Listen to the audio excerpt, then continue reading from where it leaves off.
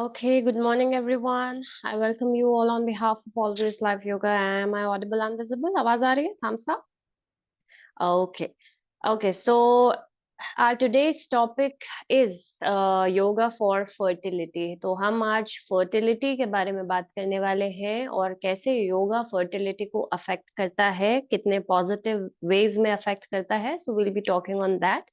And I will be guiding you some of the asanas to improve the fertility. अगर आपके known में कोई ऐसे लोग हैं जिनको fertility issues आ रहे हैं बहुत ज्यादा, they are suffering from infertility or they are suffering from PCOD, PCOS, so we can guide them. So you can keep a copy and pen with you if required. अगर आप चाहते हैं तो एक कॉपी पेन अपने पास रख सकते हैं. And I will be telling you some asanas and some foods.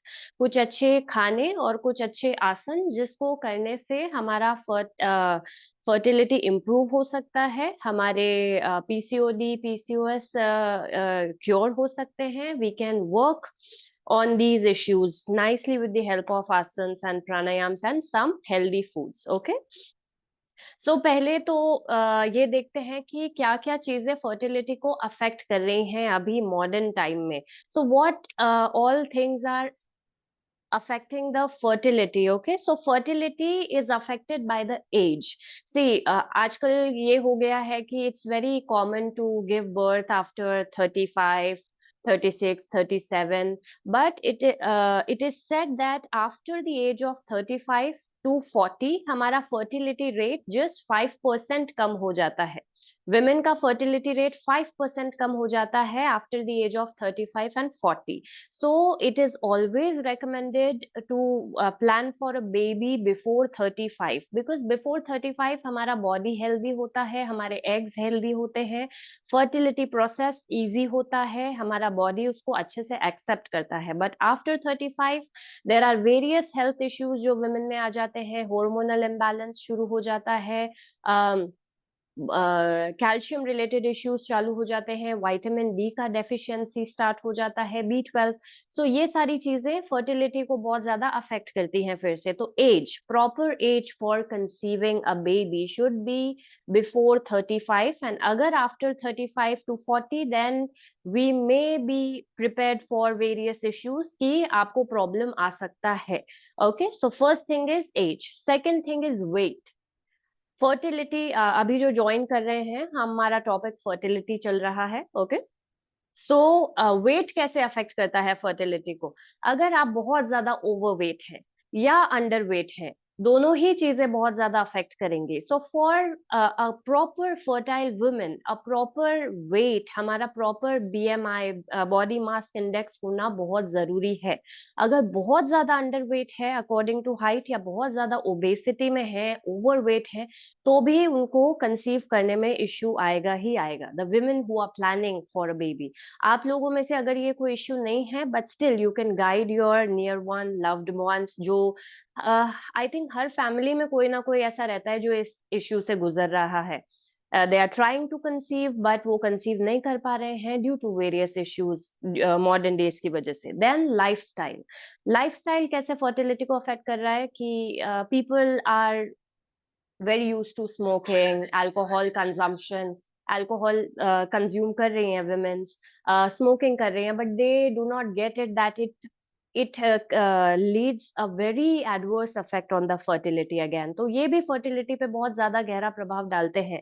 Alcohol, smoking, lethargic lifestyle, sedentary lifestyle, बहुत ज्यादा वर्किंग आवर्स होना, 8 से 10 घंटा सिर्फ बैठकर काम कर रहे हैं, there is no physical activity, कोई फिजिकल मूवमेंट नहीं हो रहा है, आसन नहीं कर रहे हैं, प्राणायाम नहीं कर रहे हैं, तो ये सारी चीजें भी फर्टिलिटी को अफेक्ट करेंगी. And then other health conditions, PCOD सबने सुना है हमने, PCOD, PCOS, polycystic ovarian syndrome, उसके बाद ये एंडोमेट्रियोसिस के इश्यूज हो गए हैं, फाइब्रॉइड्स के इश्यू हो गए हैं आजकल लेडीज में, जिसकी वजह से फिर से फर्टिलिटी पे बहुत गहरा प्रभाव आता है.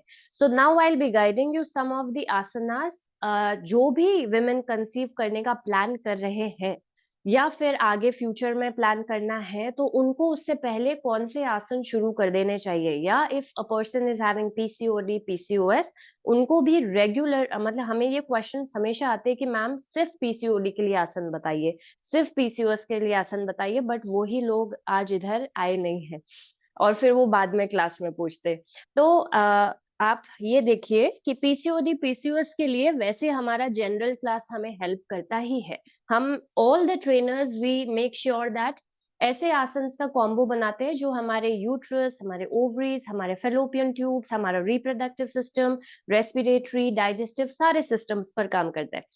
बट अगर सिर्फ फर्टिलिटी, पीसीओडी, पीसीओएस, फाइब्रॉइड्स पे काम हमने अगर करना है, तो the first asan should be, I'll just show the asanas. You can keep a copy and pen with you. अगर आपके आसपास ऐसे लोग हैं जो सफर कर रहे हैं, you can tell them before conceiving 3 months से पहले ये आसन करने शुरू कर दें, जिसकी वजह से उनको आराम रहेगा, वो कंसीव कर पाएंगे और उनको बहुत ज्यादा प्रॉब्लम फेस नहीं करने पड़ेंगे। So first asan is we always do goddess pose, heels inside, toes outside, okay? And then this, inhale and exhale. Now why this asan? Because it is releasing the tensions from the hips, creating the space in the womb. हमारे womb में एक space create कर रहा है, hip से tensions को release कर रहा है, and then opening of the hips leads to good fertility, conceive करने में easy रहता है। So the goddess pose, but we have to make sure कि हमने holding करना है। Okay, so 30-second hold, come back. Again, second time, 30 seconds hold, come back. And this way we will do this asan 3 times. Normal yoga से थोड़ा सा अलग हो जाते हैं जब हम किसी थेरेपी पे काम कर रहे हैं। तो अभी हम सिर्फ फर्टिलिटी पे काम कर रहे हैं, तो आसन को 3-3 बार रिपीट करना है। 3 times we will do with repetitions, 30-30 second की होल्डिंग के साथ। First asana, okay. Now second asana is Bhadrasan. Again, creating womb in the space, opening the hip region, very, very good for the pelvic region because it is improving the blood circulation in our pelvic region. हमारे pelvis में ज्यादा blood circulation होने की वजह से fertility के chances improve हो जाते हैं, conceiving के chances better हो जाते हैं। So, इसमें भी movement नहीं करना है, okay? हमने make sure करना है कि इस आसन में बने रहना है ज्यादा से ज्यादा लंबे टाइम तक। तो क्या करना है, इस ग्रिप को ऊंचा खींचना है, नीज को नीचे पुश करना है जितना कर सकते हैं, कमर को बिल्कुल सीधा रखना है, back should be straight, and then we will hold again for 15 to 20 long deep breaths. 15 से 20 लंबे गहरे सांसों तक हमने इस पोजिशन में बैठे रहना है, okay. Then we will release, थोड़ा सा रिलैक्स करेंगे और एक बार और रिपीट करेंगे 15 to 20 ब्रेथ्स, फिर से ऐसे बैठे। सेकेंड आसन भद्रासन, okay. The third, Supta Baddha Konasana. So we will lie down and then हमारे legs butterfly position में ही रहेंगे. Okay, legs will be in the butterfly position and then we are lying. So this becomes Supta Baddha Konasana. अब हम हमारे chest के नीचे एक pillow भी रख सकते हैं जिससे चेस्ट एक्सपेंशन रहेगा, तो रेस्पिरेटरी रिलेटेड जो डिसऑर्डर्स हैं वो उसमें भी काम करेगा।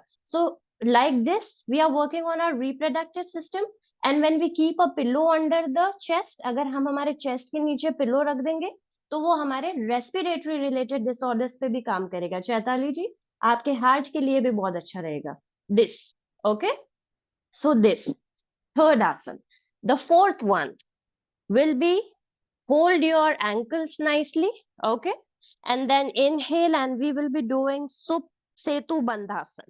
Now setu bandhasan में लोग क्या करते हैं, बस इतना, no, but if we are working on our fertility, अगर हमें हमारे रिप्रोडक्टिव सिस्टम पर अच्छे से काम करना है, हॉर्मोन्स को प्रॉपर बैलेंस में लेके आना है, थायराइड पर काम करना है, so what we will be doing is जितना चेस्ट हमारे चिन के पास आएगा उतना अच्छा है, उतना हॉर्मोन्स बैलेंस में आएंगे। तो not this but proper raising the hips up and then maintaining here, okay.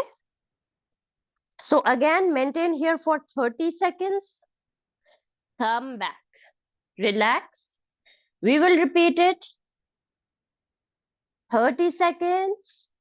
Come back. And we will do it 3 times again. 3 बार सेतु बंदासन को करना, इतना नहीं, प्रॉपर रेस करेंगे बैक को, जितना रेस कर सकते हैं. We can even support.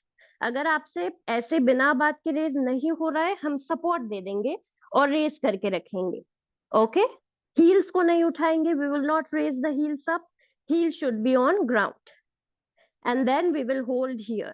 तो ये किस किस में काम कर रहा है?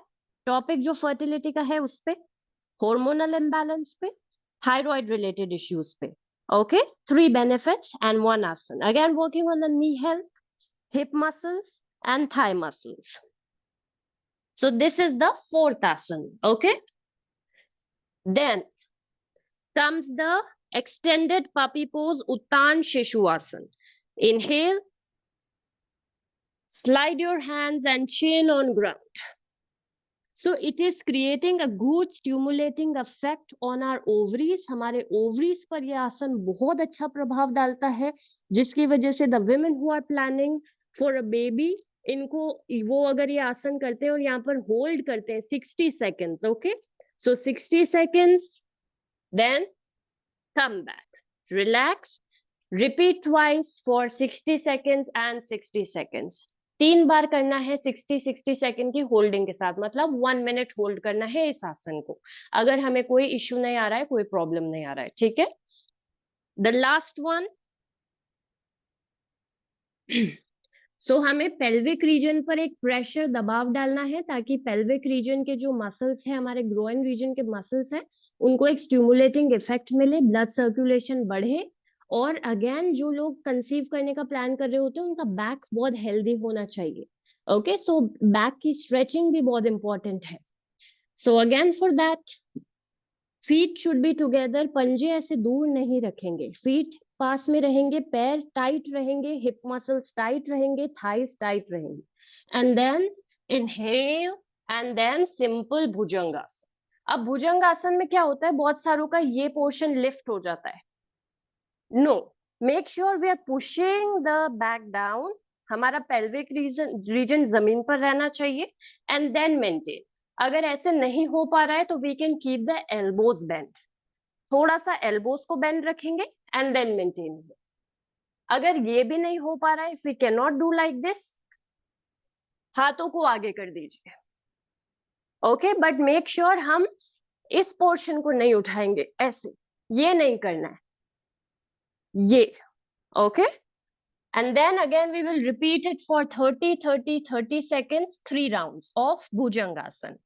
So these are the asanas which do wonders to the women who have PCOD issues, who have fibroids, who have endometriosis and who are planning for a baby. जो इन प्रॉब्लम से सफर कर रहे हैं और प्लान कर रहे हैं बेबी के लिए, नहीं हो पा रहा है, 6 months तक इन आसन का प्रैक्टिस करना है. हर आसन को 3 बार रिपीट करना है. You have to repeat all these asanas 3 times. Lots and lots of holding of the asanas, 30 seconds, 60 seconds, 30 seconds, 60 seconds. Your PCOD can be controlled. Fibroids can be controlled. Okay, तो ये आसन का ध्यान रखना है. Now pranayam. So pranayam, the best pranayam is Brahmari. Because it soothes the nervous system. हमारे nervous system को शांत करता है. Anxiety, stress की वजह से भी काफी फीमेल सफर कर रही हैं ये सारे इश्यूज से.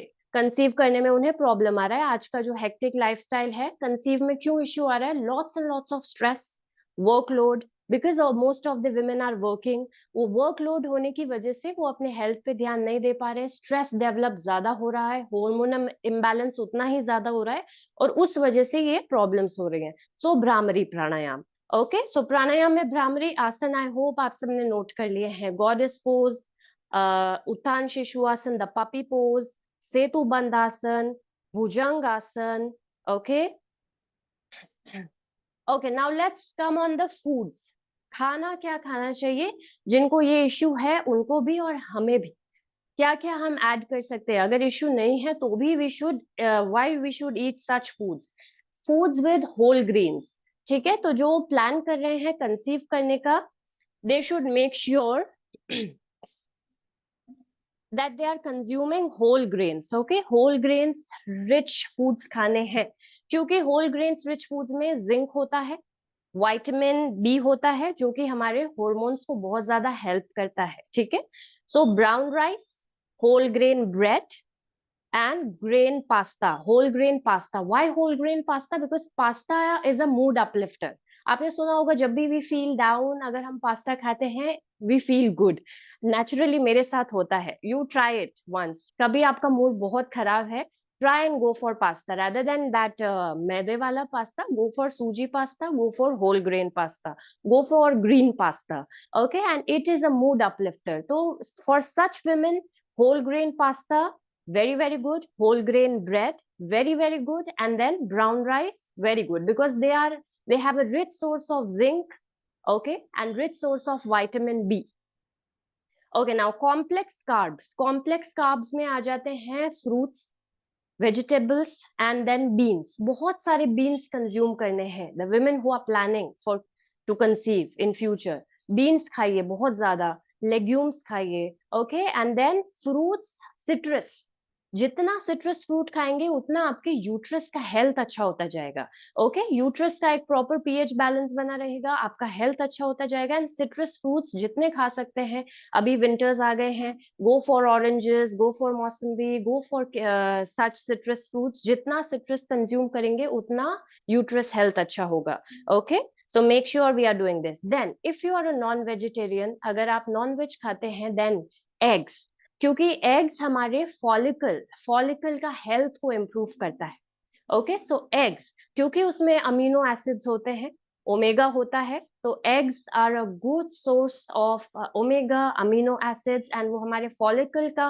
हेल्थ को अच्छा करेगा, जिसकी वजह से कंसीव करना इजी हो जाता है। So eggs, then oily fish, okay, because again lots and lots of amino acids, omega. तो फिश खा सकते हैं, फॉलिक एसिड होता है। हम वुमेन में क्या क्या कमी आ जाती है? फॉलिक एसिड की, ओके। फॉलिक एसिड हमारे शरीर में जितना रहेगा उतना ही ये प्रेगनेंसी के टाइम पे इजी रहेगा, कंसीव करने में आसानी रहेगी। So fish, rich source of folic acid, तो फिश खा सकते हैं, एग्स खा सकते हैं if you are a non vegetarian person. And then lots and lots of nuts, if you are not a non vegetarian person and still you think that आपको folic acid की जरूरत है, फिश की जगह nuts पर आ जाइए, क्योंकि nuts are again a good rich source of folic acid. Nuts में भी बहुत ज्यादा फॉलिक एसिड पाया जाता है। Various nuts, you can make sure आप 2 वॉलनट्स, 2 से 3 बादाम, 2 से 3 पिस्ता, 2 से 3 कैश्यूज, सबका मिक्सचर करके you are creating a good bowl, healthy bowl of nuts, and then consuming them in the morning. Make sure hydration maintain रहे उन नट्स का, तो रात में सबको सोक कर लीजिए, soak all the nuts and then have it in the morning. Hydration को मेंटेन रखता है, ज्यादा अच्छा होता है, एक्सेस हीट निकल जाता है, जिसकी वजह से we suffer from the heat related issues. So these are the foods which we can consume if we have such issues suffering from PCOD, PCOS, fibroids, endometriosis issues, okay. Now you can go with your questions. अगर कोई queries हैं, questions हैं, please go ahead and ask. Excuse me ma'am. Yes, hello yes, ma'am. Yes. Ma'am, मैं yoga करने में बहुत सारे, मेरे अंदर स्ट्रेंथ नहीं आ पाता है, मैं कर नहीं स्ट्रेंथ पाती हूँ। नहीं? अच्छा, व्हाट्स योर एज? आपका एज क्या है? 40। 40। शरण्या जी, क्या स्ट्रेंथ का कमी क्यों हो रहा है? कुछ रीजन है, मेडिकल हिस्ट्री या कुछ? नहीं, ऐसा कुछ नहीं है, ओनली थायराइड है मुझे। ठीक है, तो थायराइड। नेहा मैम का क्लास में करती हूँ, हम्म, उसमें कुछ एडवांस योगा में मैं मतलब उतने देर में रोक नहीं पाती हूँ, होल्ड नहीं कर ठीक है। पाती हूँ लेग्स हो, या बहुत हद तक कोशिश करती हूँ लेकिन मैं कर नहीं पाती हूँ। तो उन्होंने मुझे सजेस्ट किया आपका क्लास आज करने के लिए। देखिए शरण्या जी, कोई इशू नहीं है। अगर हम सी एडवांस पोजेस या बिगिनर फ्रेंडली पोजेस या इंटरमीडिएट पोजेस, सब पोजेस हमारे शरीर पर उसी हिसाब से काम कर रहे हैं। तो इसमें चिंता वाली कोई बात नहीं है कि हम एडवांस पोजेस में होल्ड नहीं कर पा रहे हैं, जरूरी नहीं। हम योगा ट्रेनर्स हैं, हम एडवांस पोजेस कर सकते हैं, बट फिर भी हम बिगिनर फ्रेंडली पोजेस पे ही रहते हैं जब हम हमारा सेल्फ प्रैक्टिस करते हैं। क्यों? क्योंकि बिगिनर फ्रेंडली पोजेस में ज्यादा से ज्यादा देर तक बने रहे जा सकता है, इजी होता है। किसी भी आसन को जब आप ज्यादा लंबे समय तक होल्ड करते हैं, आसन का प्रभाव तभी होगा। एडवांस पोजेस को हम ज्यादा लंबे समय तक होल्ड नहीं कर सकते हैं, चाहे हम भी क्यों ना। ठीक है, हम भी 1 सेकंड में बैक बेंड किया वापस आएंगे, मतलब हार्डली 20 सेकेंड्स भी होल्ड नहीं करेंगे उस एडवांस पोस्चर को। तो एडवांस पोजेस का इतना बेनिफिट नहीं होता है। वो सिर्फ वो सिर्फ ग्रेस के लिए, या आप कितना इम्प्रूव कर रहे हैं आपकी योगा प्रैक्टिस, वो सिर्फ उसके लिए है। आपको अगर आपके शरीर पर काम करना है, इंटरनली ऑर्गन्स पर अच्छे से काम करना है, आप सिंपल वृक्षासन, सिंपल ताड़ासन, सिंपल सेतु बंदासन, भुजंगासन भी कर रहे हैं, तो भी आपके लिए मोर देन इनफ है। तो इस बात की चिंता मत कीजिए कि मैं एडवांस पोजेस में होल्ड नहीं कर सकती। कोई कोई दिक्कत ही नहीं है। आप उसकी जगह आप नेहा मैम से कीजिए, मुझे 2 सिंपल आसन बता दीजिए जो मेरे थायराइड पर काम करे सिर्फ और सिर्फ। और जब वो एडवांस पोजेस चल रहे हो तब आप आपके थायराइड पर काम कीजिए उन 2 आसन को करके। सेतु बंदासन, उष्ट्रासन, ठीक है, मत्स्यासन। ये आसन बेस्ट आसन है जो हमारे थायराइड और पैराथायराइड ग्लैंड्स पर काम करते हैं। तो rather than doing those advance poses, go for Matsyasana, go for Ushtrasana and go for Setu Bandhasana. Setu Bandhasana जैसे मैंने अभी बताया, हमारा चिन बिल्कुल चेस्ट के पास होना चाहिए, तब वो हमारे थायराइड पर काम करेगा। अगर चिन चेस्ट के पास नहीं जा रहा है और सिर्फ हिप्स ही उठाए हैं, बहुत हल्के से हिप्स उठाए हैं, तो वो थायराइड पर काम नहीं करेगा। आसन का अलाइनमेंट, आसन को करने का स्टाइल और आसन में हम कितनी देर तक बने हुए हैं, वो इम्पोर्टेंट है। मैं मेरी क्लास में सबको यही समझाती हूँ कि इम्पोर्टेंट क्या है। Holding, holding and lots of holding. If you are not holding the asana, it will not work on the body. आप तुरंत गए तुरंत आए, ब्लड सर्कुलेशन कहाँ गया? वो वहां तक रीच ही नहीं हुआ, उससे पहले तो हम आ गए। समझ रहे हैं आप? जैसे फॉर एग्जाम्पल, अगर मुझे माइग्रेन है, ठीक है, for example I have migraine issue, and then मैं बालासन में हूं। अगर मैंने ऐसे करते ही ऐसे आ गई, मेरा ब्लड सर्कुलेशन तो यहाँ तक आया ही नहीं, उससे पहले मैं आ गई, माइग्रेन पर काम नहीं होगा। कब काम होगा? जब मैं इसमें कम से कम 3 मिनट, 5 मिनट, 8 मिनट तक बनी हुई हूँ, या एटलीस्ट 60 सेकेंड्स, 1 मिनट तक तो मुझे इसमें रहना है, तब जाके वो मेरे माइग्रेन इश्यू पर काम करेगा। तो नॉर्मल योगा क्लासेस और थेरेपी 2 अलग अलग चीजें हो जाती हैं, इस बात को हमें समझना पड़ेगा। अगर हमें हमारी किसी बीमारी पर काम करना है, तो उसके लिए हमें आसन को लंबे से लंबे समय तक होल्ड करना है। अगर हम नॉर्मल फिटनेस के लिए कर रहे हैं, तो आसन में जो फ्लो रहता है, जो हम ट्रेनर्स करवाते हैं कि इस इधर से इधर किया, इधर से इधर किया, तो वो आपकी overall flexibility, strength, endurance, stamina पर काम कर रहा है। पर सिर्फ थायराइड पर काम करना है, तो जब नेहा मैम एडवांस पोजेस करवा रही हैं, तब आप अपने थायराइड के 2 आसन पकड़िए, मत्स्यासन और उष्ट्रासन, और इन दोनों को लगातार करते जाइए, आपके थायराइड में आराम हो जाएगा। मैम ये 2 आसन एक बार आप बता दीजिए, समझ में आ जाएगी। जी बिल्कुल। देखिए, मत्स्यासन, ठीक है, मत्स्यासन को आप इस तरह से भी कर सकते हैं, बट ये वाला ज्यादा इजी रहेगा। तो आपने क्या करना है, या तो आप मत्स्यासन इस तरह कर सकते हैं अगर आपका नेक आराम से पीछे जा रहा है तो। अगर ऐसे नहीं जा रहा तो क्या करना है, हाथों की मदद से बॉडी को उठाना है और सर को प्लेस करना है जमीन पर, ठीक है, और यहाँ पर मेंटेन करना है। सीधा हमारे थायराइड ग्लैंड पर काम करता है ये आसन। ओके, वापस आराम ओके। से आएंगे, गर्दन का बहुत ध्यान रखना है, बहुत ज्यादा ध्यान से करना है, वेरी केयरफुल।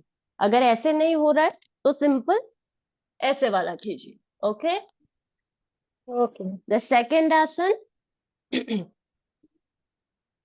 ये वाला उष्ट्रासन, ठीक है, आराम से करना है इसको भी। गर्दन को पूरा पीछे की तरफ स्ट्रेच करना है अच्छे से, एंड देन होल्ड हियर।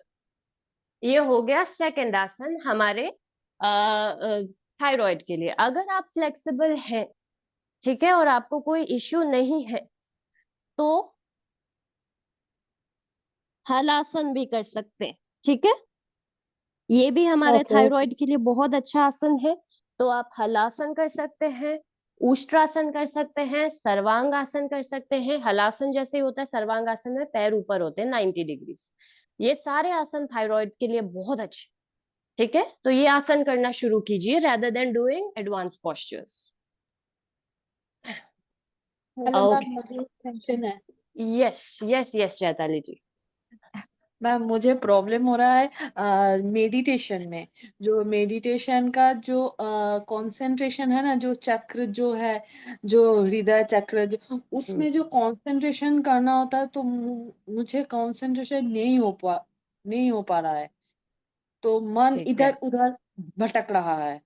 तो वो कैसे करे? टच करे वहां पर, टच करके कुछ कंसंट्रेशन करे। देखिए अगर कंसंट्रेशन बिल्कुल भी नहीं हो पा रहा है, तो जब मैं हम्म। चक्रस के बारे में मेडिटेट करने को बोल रही हूँ, तो उस पे मेडिटेशन छोड़कर अपना मंत्र चैंटिंग शुरू कीजिए। ठीक है, अच्छा। जरूरी नहीं है। अपना मंत्र अच्छा। चैंटिंग शुरू, किसी भी एक चक्र पर ध्यान दीजिए। सबसे बेस्ट होता है, सबसे इजी होता है, या तो हार्ट चक्र पर फोकस करके हाँ रखना हाँ या फिर इधर फोकस करके रखना। ठीक है, हाँ, डिफिकल्ट ये वंस वाले है होता है। स्वादिष्ठान। हाँ, तो हम्म, ये वाला करके और हम्म, अपने मंत्र चैंटिंग को शुरू कर दीजिए। अच्छा। कंसंट्रेशन धीरे धीरे धीरे धीरे आएगा। अगर हम वेरियस चक्रस पे कंसंट्रेट नहीं कर पा रहे हैं, कोई दिक्कत नहीं हम्म, है। एक को पकड़िए और उसी पे कंसंट्रेट करते हुए मंत्र चैंटिंग कीजिए भीतर। ठीक है, अगर आपको अच्छा। भीतर मंत्र चैंटिंग भी नहीं हो पा रहा है, उससे भी हम्म, कंसंट्रेशन अच्छा नहीं हो रहा है, तो लाउड लाउड मंत्र चैंटिंग। लाउड। अच्छा। ओके, अच्छा। अच्छा, ठीक ये है, तो तो ऐसा कोई दिक्कत वाला बात नहीं है। जितना फोर्स करेंगे मेडिटेशन को, हाँ हाँ उतना ही वो नहीं होगा। फोर्स नहीं हाँ। करना है, मेडिटेशन हैपेंस, उसको कराया नहीं जा सकता है। हम सिर्फ गाइड करने के लिए बैठे हैं। होना नहीं होना आप पर निर्भर करता है। नहीं हो रहा है तो परेशान नहीं होना है कि मैं क्यों नहीं कर पा रही, क्यों नहीं कर पा रही हूँ। एक दिन होगा, maybe after years and years of practice, maybe after 5 months, maybe after 2 months. No need to एकदम। वरी। थोड़ा सा समय देना है अपने आप को। ठीक है। अच्छा अच्छा। और आज आज जो आपने आसन दिखाया है, उसमें बहुत सारा 3-4 तो है ही। वो मैं हम्म प्रैक्टिस रोज ही करती हूँ। उसमें ना हम्म जो पीरियड्स के टाइम में जो पेन होता है ना, वो मैजिकली रिड्यूस हो जाता है। बिल्कुल बहुत बिल्कुल, इफेक्टिव डेफिनेटली है वो। डेफिनेटली। तो करते रहिए आसन। ठीक है। Thank you ma'am, thank you, thank okay you. Okay Chaitali ji. Yes, Dhiman ji. How to stay away from stress? Actually, stress रहता है थोड़ा, due to family and due to all hmm responsibilities, थोड़ा माइंड में हम्म स्ट्रेस रहता है, तो उससे कैसे मतलब अपने आप को। स्ट्रेस से कैसे बचे? देखिए, सबसे पहले तो मैं सबको बताती हूँ। आई थिंक मैं हर मेडिटेशन क्लास, मेडिटेशन नहीं, हर संडे की क्लास में बोलती हूँ, nothing, take nothing personally, first thing. ठीक है, हम कि ओवर चीज थिंकिंग अगर कब करते हैं? पर्सनल लाइफ से जुड़ी हो तो उससे कैसे, मतलब वो चीजें उनसे कैसे वो करें। वो बिल्कुल नेचुरल है। अभी थोड़े दिन पहले ही मुझे भी हिट हुआ था। ओवर थिंकिंग एंड स्ट्रेस, वो बहुत नेचुरल है। आई थिंक वी विमेन, हमारे हॉर्मोन्स की वजह से वो फेज आता है बीच बीच में, 2.5 से 3 महीने के बीच में एक ऐसा फेज आता है when we are insecure, when we are full of correct. Over thinking, when we think that हम ठीक नहीं है, या हमारा बॉडी ठीक नहीं है, we don't look good, correct. ये प्रॉब्लम हो रहा है, we feel irritated sometimes, unnecessary चिड़चिड़। ठीक है, तो वो हम्म। सारा हमारा फेज होता है जो 2.5 से 3 महीने के बीच में आता ही आता है। नो मैटर वॉट, हम कितना भी मेडिटेशन कर लें, कितने भी अच्छे अभ्यासी हैं योगा के, वो फेज आएगा, because we are not yogis. ठीक है, तो हम्म। उस पर कैसे काम करना है at that time when that negativity and that overthinking is hitting us? Simply what we can do is deep yogic breathing, which really helps me. Deep yogic breathing करना है या सेक्शनल ब्रीदिंग करना है, सिर्फ बेली ब्रीदिंग कीजिए। कभी भी ऐसे लग रहा है ना, बहुत ज्यादा परेशानी हो रही है, बेचैनी हो रही है, नहीं मन लग रहा है, belly breathing, inhaling the while inhaling, expanding the stomach like a balloon, and then exhaling, stomach will shrink in. Breathe like this 15 times. पहले सिर्फ belly breathing करने के बाद deep yogic breathing करेंगे। belly, chest, shoulders up, shoulders down, chest in, belly in. ये breathing करने के बाद 5 राउंड, सिर्फ 5 राउंड भ्रामरी के करेंगे रोज रात में सोने से पहले एंड अर्ली मॉर्निंग। इसको थोड़ा सा हैबिट बनाइए, अपने आप स्ट्रेस लेवल्स कम होंगे। Bhramari is known for relieving the stress and anxiety from the mind and body, as it gives a soothing effect to the nervous system. ठीक है, उसके बावजूद भी बहुत स्ट्रेस हो रहा है, happy baby pose.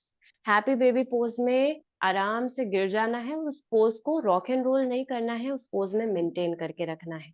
15 to 20 long deep breaths तक उस पोज में बने रहना है। अगेन दैट पोज वो हमारे हार्ट सेंटर को ओपन करता है। ठीक है, तो जब हार्ट सेंटर ओपन हो रहा है तो जो एक्स्ट्रा एक्सेस इमोशंस हैं वो थोड़े से रिलीज होंगे।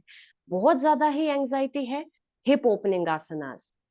हिप ओपनिंग कुछ भी नहीं करना है, अगर आसन करने का टाइम नहीं है, पैरों को खोलकर बैठेंगे हम।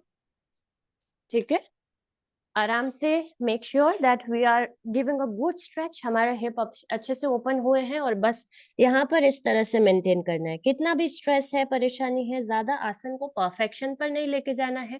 कैसे भी होल्ड कर सकते हैं, ऐसे होल्ड कर सकते हैं, इस तरह से होल्ड कर सकते हैं, एंड देन मेंटेन, इसमें मेंटेन करना है।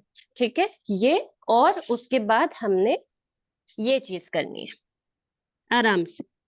10 long deep breaths, 15 long deep breaths. आप जब ये आसन से बाहर आएंगे आपको लाइटनेस फील होगा, बिकॉज एज पर आयुर्वेदा जितना भी past trauma, guilt, tension, anxiety हमारे हिप रीजन में स्टोर होता जाता है।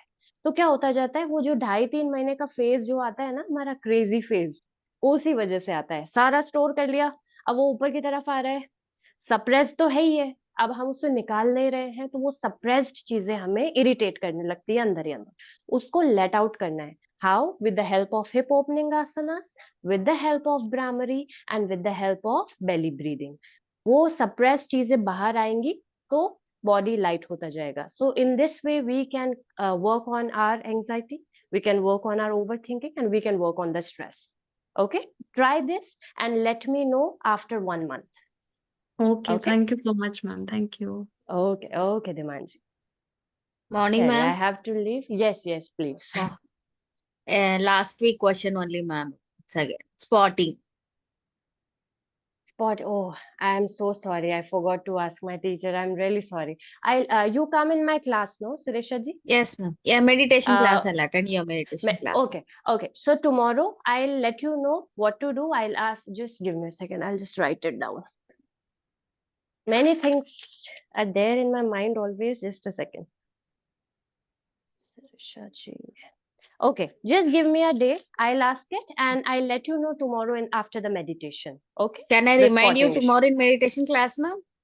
No. I'll take care of that. I'll ask it today only, and I will tell you tomorrow after meditation what to do. Okay? Okay, ma'am. Okay. Thank you, ma'am. Okay, Suresha. Take care. Take care, everyone. Good day. Morning, See you and thank you, all. ma'am. Thank you, Thank ma'am. you, Nice morning, ma'am. ma'am.